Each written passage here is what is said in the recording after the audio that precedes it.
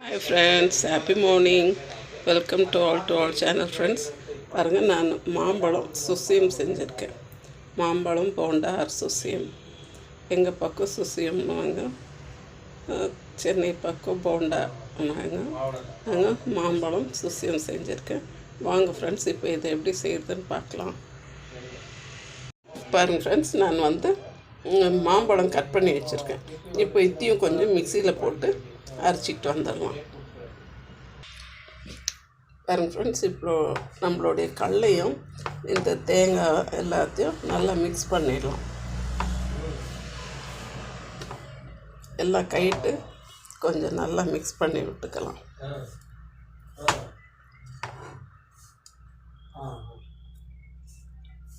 இது நல்லா மிக்ஸ் பண்ணியாச்சு. நம்மளுடைய உடச்ச கடலை, பொரிக்கடலை இருக்குது, தேங்காய் இருக்குது, ஏலக்காய் இருக்குது, சர்க்கரை இருக்குது, எல்லாத்தையும் மிக்ஸ் பண்ணிவிட்டேன்.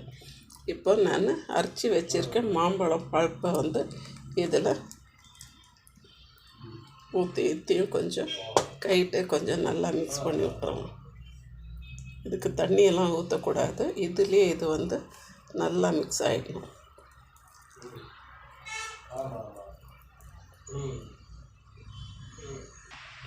பாருங்க ஃப்ரெண்ட்ஸ், இப்போ எல்லாத்தையும் இப்படி உருண்டை பிடிச்சி வச்சுக்கலாம்.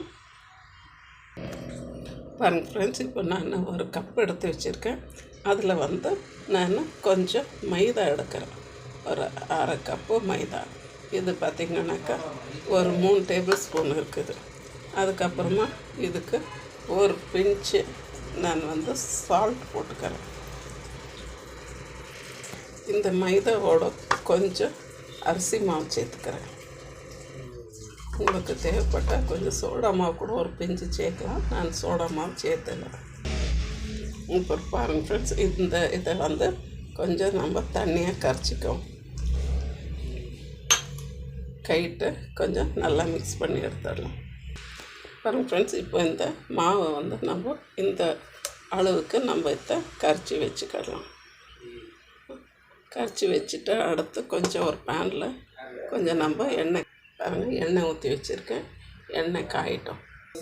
பாருங்கள் ஃப்ரெண்ட்ஸ், இப்போ நம்மளுடைய அந்த மாம்பழம் உருண்டையை நம்ம இந்த பேட்டரில் ஒன்றா போட்டு எடுத்துக்கிட்டு நம்ம அதை அந்த எண்ணெயில் போட்டு எடுத்துடலாம்.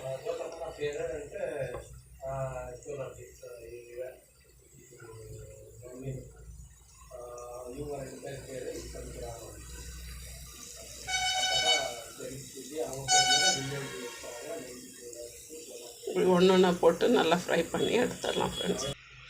பாருங்கள் ஃப்ரெண்ட்ஸ், நம்மளுடைய அருமையான மேங்கோ போண்டா சூப்பராக ரெடி ஆகிடுச்சு. மாம்பழம் சுசியம், மாம்பழம் போண்டான்றீங்களா, மாம்பழம் சுசியம்ன்றீங்களா, ரொம்ப டேஸ்டியாக இருக்குது. உங்களுடைய மாம்பழம் ஸ்வீட்னஸ் எவ்வளோ இருக்குதுன்னு பார்த்துட்டு அதுக்கேற்றாப்புல நீங்கள் சுகராக நாட்டு சர்க்கரையாக ஆட் பண்ணிக்கோங்க ஃப்ரெண்ட்ஸ். தேங்க்யூ ஃபார் வாட்சிங். ப்ளீஸ் ஷேர் பண்ணுங்கள், லைக் பண்ணுங்கள், சப்ஸ்கிரைப் பண்ணுங்கள், மறந்துடாதீங்க ஃப்ரெண்ட்ஸ். தேங்க்யூ.